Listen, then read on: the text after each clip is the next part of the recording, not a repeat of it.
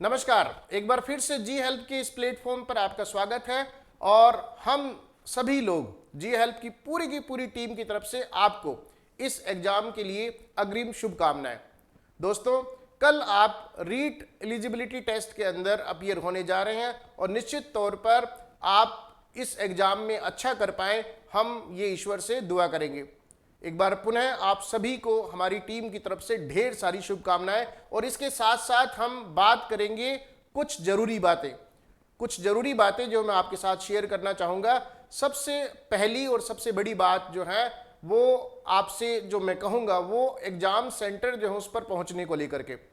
दोस्तों, हर एग्जाम में जो हो ये देखा गया है कि कुछ बच्चे, हालांकि इस तरह के बच्चों की संख्या ज़्यादा नहीं होती है, लेकिन कुछ बच्चे ऐसे होते हैं जो समय पर जो है वो एग्ज़ाम पर पहुंचते हैं, ऑन टाइम जो है एग्ज़ाम पर पहुंचते हैं, जो नहीं होना चाहिए।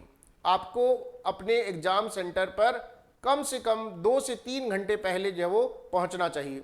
यदि आपका एग्ज़ाम जो वो डिस्ट्रिक्ट हेडक्वार्टर पर है तो आप ये मार्जिन लेके चलें कि कम से कम 3 घंटा पहले हम एग्ज़ाम सेंटर पर हर हालत में जो है वो पहुंच जाएंगे।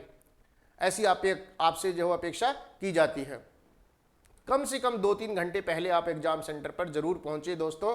और उसके बाद आप जो है एक दिन पहले यानी आज ही जो है अपना सारा सामान जो है उसको व्यवस्थित कर लें।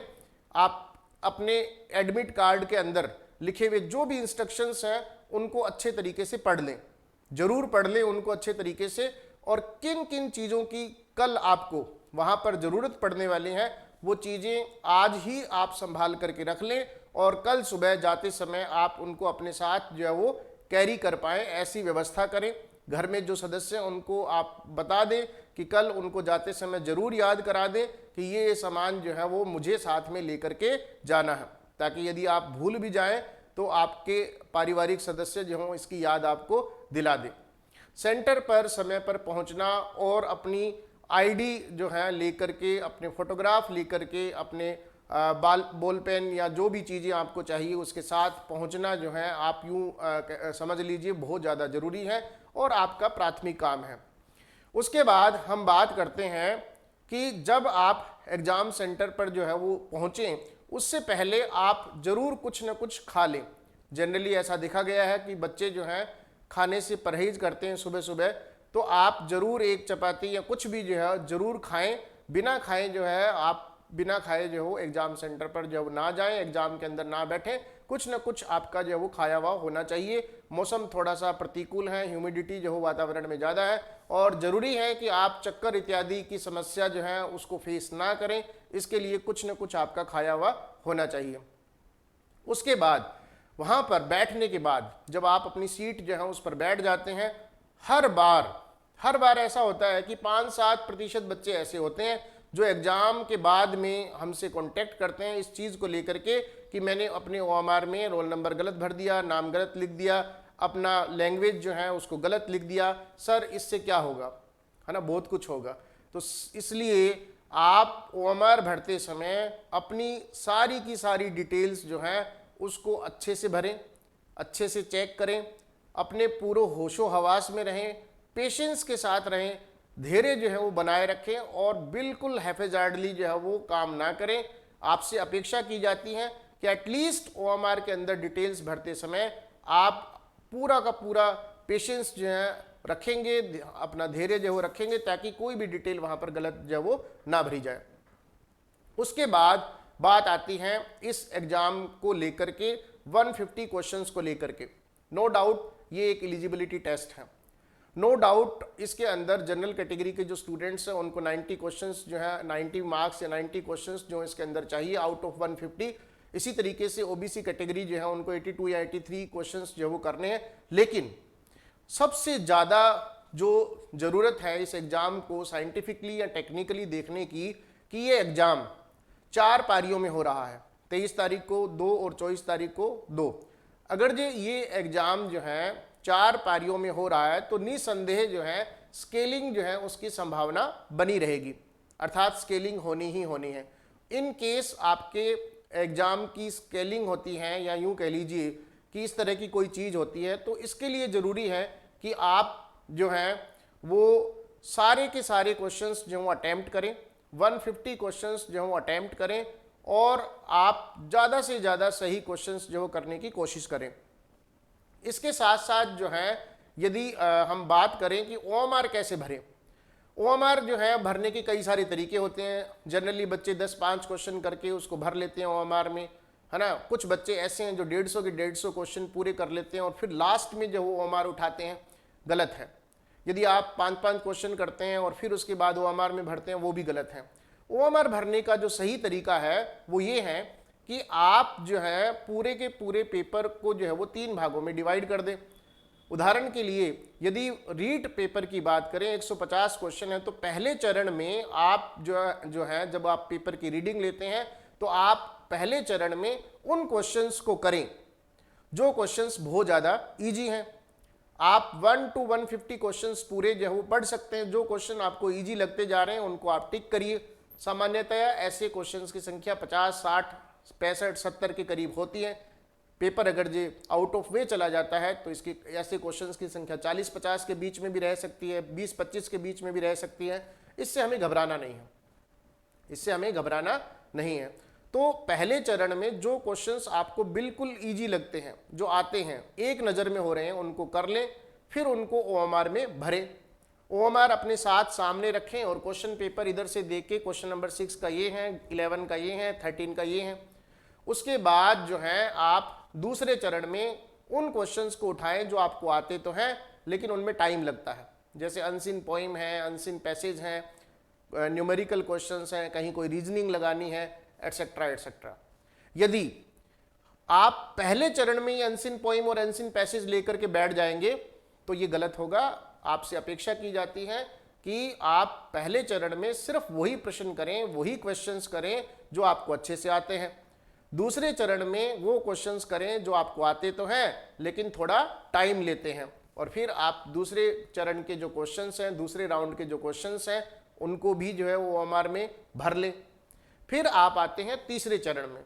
ये वो चरण होता है जिसमें आपको क्वेश्चंस आते नहीं हैं, आपको उनके आंसर्स नहीं पता है, आपको उनका ABCD तक नहीं पता है, and you can not make it out the head and tail of those questions. तो क्या करना है, हमें ये देखना है कि ऐसे क्वेश्चंस को भी बार बार पढ़ने से आप उनमें से सपोज ऐसे क्वेश्चंस जो हैं आपके 40 to 50 क्वेश्चंस हैं, तो आप एटलीस्ट 20, 25, 30 क्वेश्चंस निकाल सकते हैं, बार बार पढ़ करके उनको निकाल सकते हैं। 3 चरणों में आपको OMR भरनी है। यदि ये मेथड आप अपनाते हैं तो आपको बहुत ज़्यादा सहूलियत होती है, बहुत ज़्यादा जो है इसमें आपको फ्रूटफुल जो हो रहेगा, परिणाम आपको अच्छे प्राप्त होंगे। कारण क्या है? नंबर 1, सबसे पहले आप जो है ये देखते हैं कि जो आपकी OMR जो लोग लास्ट में भरते हैं या पहले भरते हैं उनके कई सारे क्वेश्चंस छूट जाते हैं। इस वाले मेथड में कम से कम ऐसा नहीं होगा। नंबर 2, आपके पेपर की रीडिंग ज़्यादा लगेगी इस वाले पैटर्न पर। इस वाले मेथड में आप ज़्यादा रीडिंग जो हो पेपर की ले पाएंगे। नंबर 3, जब आप ऐसे अलग अलग क्वेश्चन करते हैं ना, 6, 8, 11, 12, 15, 16, 29, तो आप OMR भरते समय उसको गोले भरते समय चेक करते हैं। अमूमन ऐसा होता है, बहुत सारे बच्चे 25% बच्चे जो हैं वो ये कहते हैं कि मेरा टिक तो सही किया हुआ है लेकिन मैंने गोला गलत भरा हुआ है। तो इस तरह की जो समस्या है वो समस्या भी आपको नहीं आएगी। तो जनरली आप इस मेथड को आप फॉलो कर सकते हैं। कृपया करके ऐसा ना करें कि सारा पेपर कर लिया और लास्ट में OMR भर रहे हैं, वो काम ना करें। टाइम मैनेजमेंट का पूरा ध्यान रखें। CTET के एग्जाम में और टेट एग्जाम जो आपके एलिजिबिलिटी टेस्ट होते हैं, इस तरह के जो टीचर एलिजिबिलिटी टेस्ट जो होते हैं, इनमें टाइम जो है वो काफ़ी एक इम्पोर्टेंट फैक्टर जो रहता है। जनरली ऐसा देखा गया है कि समय बचता नहीं है, तो आप जब इस मेथडोलॉजी के ऊपर काम कर रहे हो समय जरूर देखते रहें। पता चला कि पहला चरण हुआ नहीं और 2 घंटे बीत गए, ऐसा नहीं होना चाहिए। टाइम मैनेजमेंट जो है अपना साथ में जो है वो बिल्कुल चलता रहे। समय का आपको पूरा का पूरा आभास हो कि अब इतना समय हो गया, अब इतना समय हो गया है। आप इन्विजिलेटर से टाइम पूछते रहें, बेल भी बजती रहेगी। हो सकता है उस कमरे में भी जो है वो आपका वॉल क्लॉक जो वो लगा हुआ हो, है ना। तो ये सारी चीज़ें जो हैं आपको टाइम को लेकर के ध्यान रखनी है। अब एक बहुत ही इम्पोर्टेंट बात जो है वो क्या है कि यदि आप पेपर जो है आपका बहुत ज़्यादा इजी आ जाता है तो उसको देख करके आपको अति उत्साहित नहीं होना है। पेपर यदि बहुत ज़्यादा इजी आ जाए तो उसको देख करके आप जो है वो ज़्यादा उत्साहित नहीं होंगे, और यदि पेपर बहुत ज़्यादा टफ आ जाए तो उसको आप देख करके ज़्यादा निराश नहीं होंगे। मैंने जो है कल भी एक घटना जो बताई बच्चों को क्लास में कि मेरे एक मित्र जो हैं उन्होंने CTET का पेपर मुझे दिखाया और मुझसे पूछा कि बताइए कि मेरा सिलेक्शन होगा कि नहीं होगा, थोड़ा सा देख करके। मैंने प्रथम 20 क्वेश्चंस, फर्स्ट 20 क्वेश्चंस को चेक किया और उसके अंदर उसके 17 क्वेश्चंस जो हैं वो गलत थे, और मैंने उनको कहा कि यार पेपर तो तेरा खराब है ना, फिर भी देखो क्या होता है। अब ऐसे तो कैसे कहेंगे कि तेरा सिलेक्शन नहीं होगा। उनका सिलेक्शन हो गया।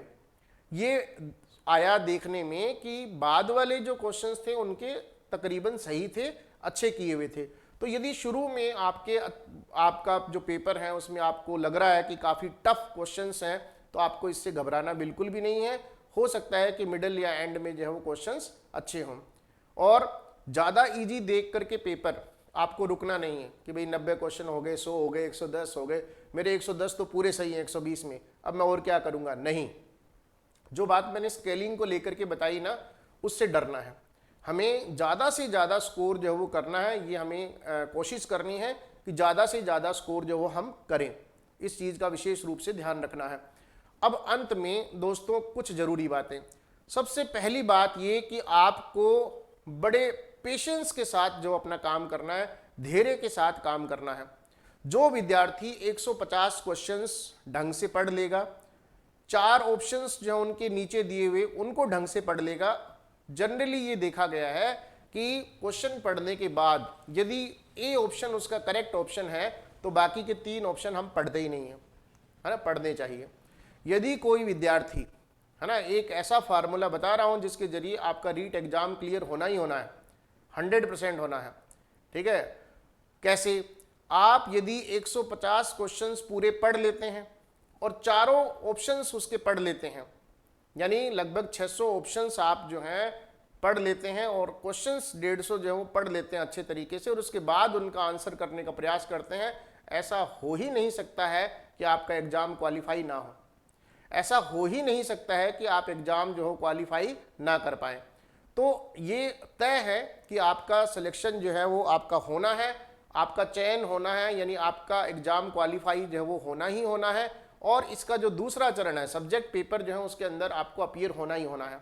ज़रूरत है अपने अंदर विश्वास जो है उसको जगाने की, ज़रूरत है अपने अंदर जो है आत्मविश्वास जो है उसको बनाए रखने की। यदि कोई विद्यार्थी इस विश्वास को बनाए रखे हैं, यदि कोई विद्यार्थी अपने अंदर आत्मविश्वास जो है उसके अंदर है और अब इस विश्वास को बनाए हुए हैं, हो ही नहीं सकता है कि उसका चयन ना हो।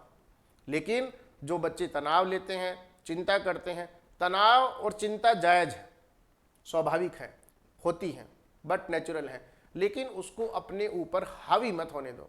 वो बट नेचुरल नहीं है, सबको होता है तनाव, सबको होती है टेंशन, लेकिन इस तनाव को, इस टेंशन को अपने ऊपर हावी मत होने दो।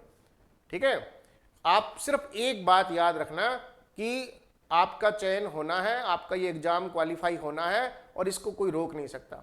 अपने अंदर विश्वास रखो, अपने गुरु के अंदर विश्वास रखो, गुरु के अंदर विश्वास रखो, भगवान के अंदर विश्वास रखो, अपने माता पिता जो है उसके अंदर विश्वास रखो, उनकी दुआएं तुम्हारे साथ हैं और आपका एग्जाम क्वालिफाई होना ही होना है, इस बात में कोई दो राय नहीं है।